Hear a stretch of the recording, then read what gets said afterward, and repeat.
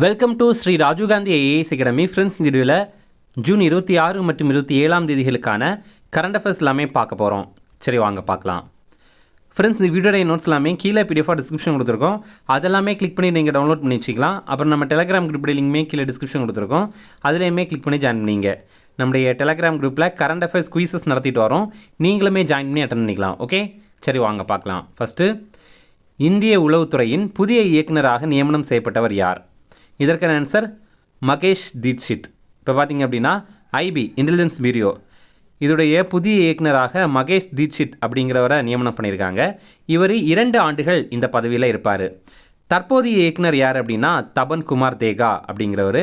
இவருக்கு அடுத்தது தான் இந்த மகேஷ் தீட்சித் அப்படிங்கிறவர் பதவி ஏற்க போகிறாரு. இன்டெலிஜென்ஸ் பியூரோ இது 1887 ஆண்டு உருவாக்கியிருந்தாங்க. இதோடைய தலைமையகம் புதுடெல்லியில் இருக்குது. இது மத்திய உள்துறை அமைச்சகத்துக்கு கீழே தான் இருக்குது. இப்போது இன்டெலிஜென்ஸ் பியூரோடைய பணி என்ன அப்படின்னா, நம்ம இந்தியாவுக்குள்ளாடி தீவிரவாத செயல்பாடுகளில் யாராவது ஈடுபடாங்க அப்படின்னா அதை கண்டுபிடிக்கிற அமைப்பு தான் ஐபி அப்படிங்கிறது. அதுவே ரா அப்படிங்கிற அமைப்பு இருக்குது. அவங்க பார்த்திங்கன்னா இந்தியாவுக்கு வெளியில் யாராவது இந்தியாவுக்கு எதிராக செயல்படுறாங்க அப்படின்னா அதை கண்காணிக்கிற அமைப்பு தான் ரா அப்படிங்கிற அமைப்பு.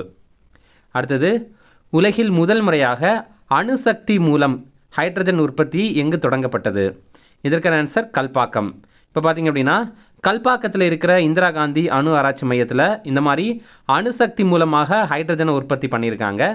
இதை எப்படி அவங்க பண்ணியிருக்காங்க அப்படின்னா, தாமிரம் மற்றும் குளோரின் இதோடைய வெப்ப வேதியியல் நடைமுறையின் மூலமாக அணுசக்தியை பயன்படுத்தி ஹைட்ரஜனை உற்பத்தி பண்ணியிருக்காங்க. கல்பாக்கம் இது எங்கே இருக்குது, எந்த மாவட்டத்தில் இருக்குது அப்படிங்கிறது உங்களுக்கு தெரியும்னா கமெண்ட்ஸில் சொல்லுங்கள்.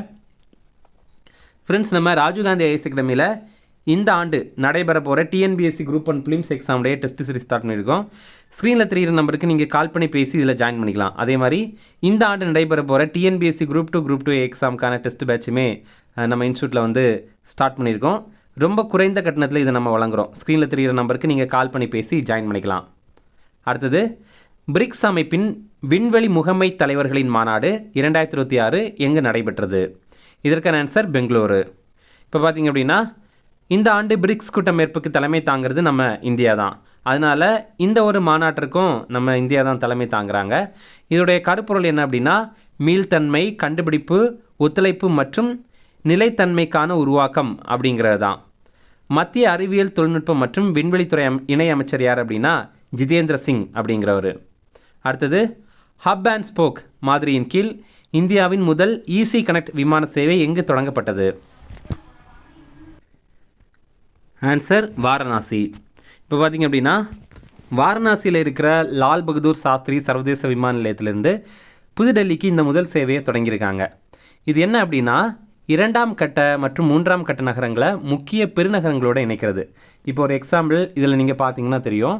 இதில் ஹப் அப்படிங்கிறது சென்டரில் இருக்கிற ஒரு சிட்டி, ஸ்போக் அப்படிங்கிறது அதை சுற்றி இருக்கிற சின்ன சின்ன சிட்டிகள். இப்போ எக்ஸாம்பிள் பார்த்திங்க அப்படின்னா இதை நம்ம டெல்லி அப்படின்னு எடுத்துக்கலாம். இந்த ஹப் அப்படிங்கிறது டெல்லி அப்படின்னு எடுத்துக்கிட்டோம் அப்படின்னா அதை சுற்றி ஆக்ரா இருக்குது, அப்புறம் ஸ்ரீநகர் இருக்குது, அப்புறம் சண்டிகர் இருக்குது. இந்த மாதிரி நிறைய சிட்டிஸ், சின்ன சின்ன சிட்டிஸ் இருக்குல்ல, அதை மெயின் சிட்டி கூட இணைக்கிறதுக்கான ஒரு திட்டம் தான் இது.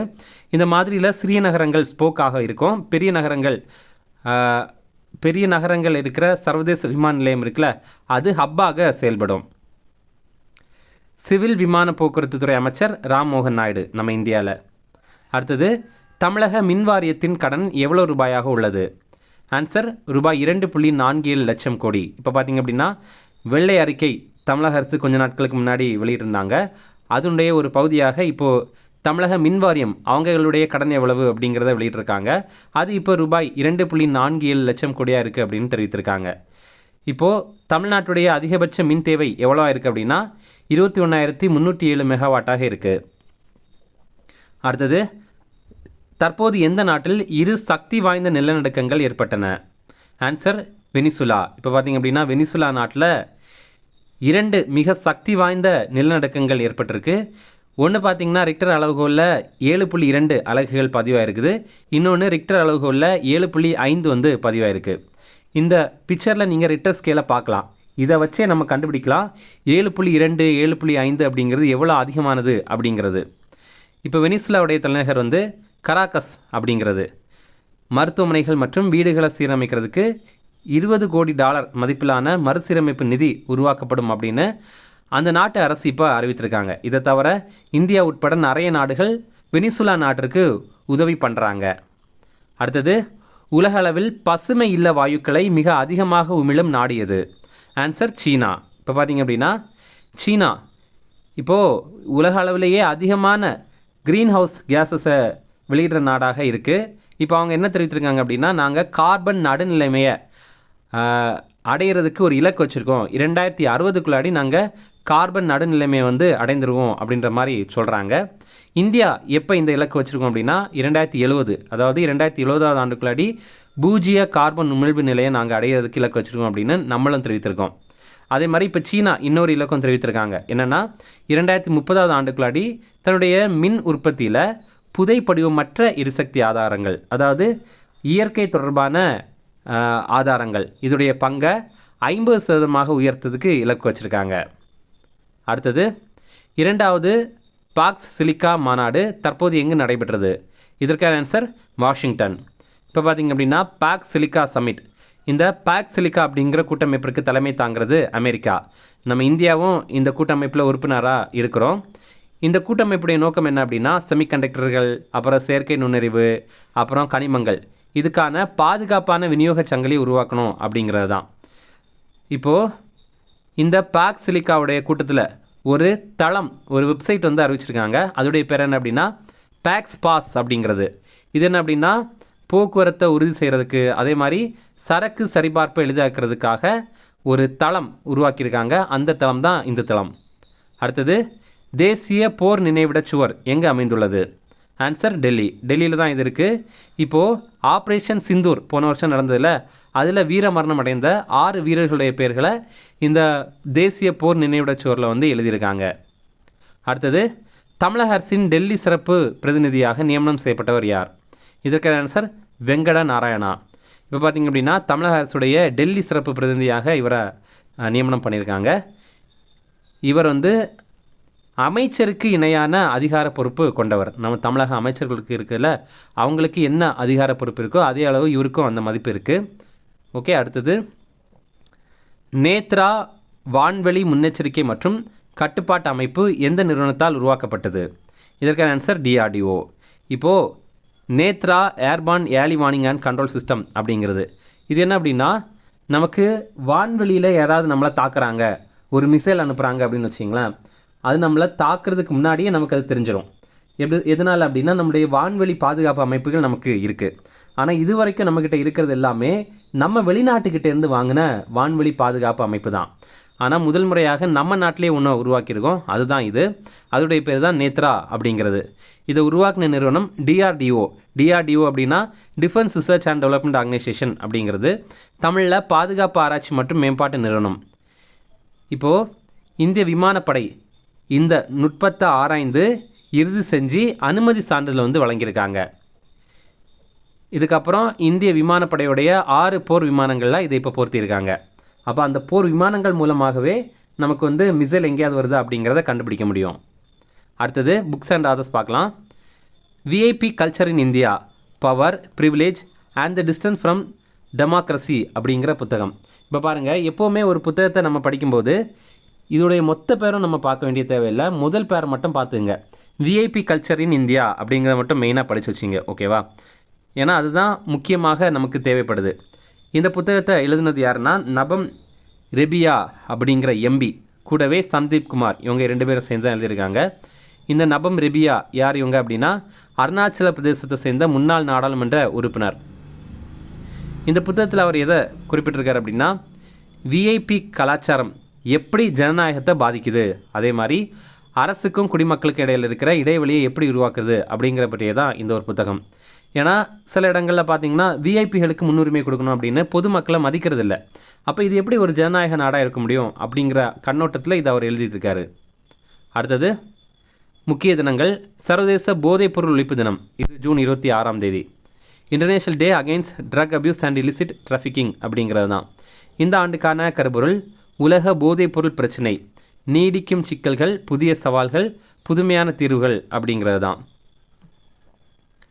நம்ம சென்னையில் போதைப் பொருளுக்கு எதிரான விழிப்புணர்வு ஓட்டத்தை வந்து இப்போது ஆரம்பித்து வைத்திருந்தாங்க, நேற்றுக்கு நடத்தியிருந்தாங்க. நம்ம முதல்வர் விஜய் வந்து இதை தொடங்கி வைத்திருந்தாங்க. அடுத்தது உலக குறு சிறு மற்றும் நடுத்தர நிறுவனங்கள் தினம். இது ஜூன் 27ஆம் தேதி. வேர்ல்டு எம்எஸ்எம்இ டே. இதில் எம்எஸ்எம்இ இதோடைய விரிவாக்கம் வந்து micro small and medium sized enterprises அப்படிங்கிறது தான். இந்த ஆண்டு இந்த தினத்திற்கான கருப்பொருள் என்ன அப்படின்னா, புத்தாக்கம் மற்றும் நிலையான தொழில் வளர்ச்சி மூலம் குறு சிறு மற்றும் நடுத்தர தொழில் நிறுவனங்களை வலுப்படுத்துதல் அப்படிங்கிறது தான். இனி ரிவிஷன் பார்க்கலாம். இந்திய உளவுத்துறையின் புதிய இயக்குநராக நியமனம் செய்யப்பட்டவர் யார்? இதற்கான ஆன்சர் மகேஷ் தீட்சித். அடுத்தது உலகில் முதல் முறையாக அணுசக்தி மூலம் ஹைட்ரஜன் உற்பத்தி எங்கு தொடங்கப்பட்டது? இதற்கான ஆன்சர் கல்பாக்கம். அடுத்தது பிரிக்ஸ் அமைப்பின் விண்வெளி முகமை தலைவர்களின் மாநாடு எங்கு நடைபெற்றது? இதற்கான ஆன்சர் பெங்களூரு. அடுத்தது ஹப் அண்ட் ஸ்போக் மாதிரியின் கீழ் இந்தியாவின் முதல் ஈசி கனெக்ட் விமான சேவை எங்கு தொடங்கப்பட்டது? இதற்கான ஆன்சர் வாரணாசி. அடுத்தது தமிழக மின் வாரியத்தின் கடன் எவ்வளவு ரூபாயாக உள்ளது? இதற்கான ஆன்சர் ரூபாய் 2.47 லட்சம் கோடி. அடுத்தது தற்போது எந்த நாட்டில் 2 சக்தி வாய்ந்த நிலநடுக்கங்கள் ஏற்பட்டன? Answer Venezuela. அடுத்தது உலக அளவில் பசுமை இல்ல வாயுக்களை மிக அதிகமாக உமிழும் நாடு எது? ஆன்சர் சீனா. அடுத்தது 2வது பேக் சிலிக்கா மாநாடு தற்போது எங்கு நடைபெற்றது? Answer Washington. அடுத்தது தேசிய போர் நினைவுச் சுவர் எங்கு அமைந்துள்ளது? ஆன்சர் டெல்லி. அடுத்தது தமிழக அரசின் டெல்லி சிறப்பு பிரதிநிதியாக நியமனம் செய்யப்பட்டவர் யார்? ஆன்சர் வெங்கட நாராயணா. அடுத்தது நேத்ரா வான்வழி முன்னெச்சரிக்கை மற்றும் கட்டுப்பாட்டு அமைப்பு எந்த நிறுவனத்தால் உருவாக்கப்பட்டது? Answer DRDO. அவ்வளோதான் ஃப்ரெண்ட்ஸ். அப்புறம் போன வீடியோவில் நம்ம ஒரு ப்ரீவியஸ் இயர் கேள்வி கேட்டிருந்தோம், அதற்கான ஆன்சர் பார்க்கலாம். எந்த செயற்கைக்கோள் 1 ஜனவரி 2024 அன்று இஸ்ரோ காஸ்மிக் எக்ஸ் கதிர்களை ஆய்வு செய்யும் பொருட்டு அனுப்பப்பட்டது? ஆன்சர் வந்து எக்ஸ்போசாட். அதாவது நம்ம கூட இதை கரண்ட் அஃபேர்ஸில் பார்த்துருப்போம். எக்ஸ்போசாட் அப்படிங்கிற ஒரு சேட்டலைட் அனுப்பி அதன் மூலமாக இஸ்ரோ வந்து என்ன கண்டுபிடித்தாங்க அப்படின்னா, விண்வெளியில் இருக்க காஸ்மிக் எக்ஸ்ரே பற்றி ஆய்வு பண்ணுறதுக்காக அனுப்பியிருந்தாங்க. அப்புறம் இன்றைக்கான கேள்வி, இதுவுமே ஒரு ப்ரீவியஸ் இயர் கேள்வின்னு தான் கேட்குறோம். யாருடைய இயற்பெயர் குமாரசாமி நாயக்கர் அப்படிங்கிறது தான். இது வந்து பாளையக்காரர்கள் அந்த சாப்டரில் வர்றது. ஆப்ஷன்ஸ் பார்த்தீங்கன்னா கட்டபொம்மனா, ஆப்ஷன் பி வந்து ஊமதுரையா, ஆப்ஷன் சி வந்து தீரன் சின்னமலையா, ஆப்ஷன் டி வந்து மருது பாண்டியர் இதுவா அப்படிங்கிறத நீங்கள் கமெண்ட்ஸில் சொல்லுங்கள். அப்போ யாருடைய இயற்பெயர் குமாரசாமி நாயக்கர்? போன வீடியோவில் நிறைய பேர் கரெக்டான ஆன்சர் கமெண்ட் பண்ணியிருந்தீங்க.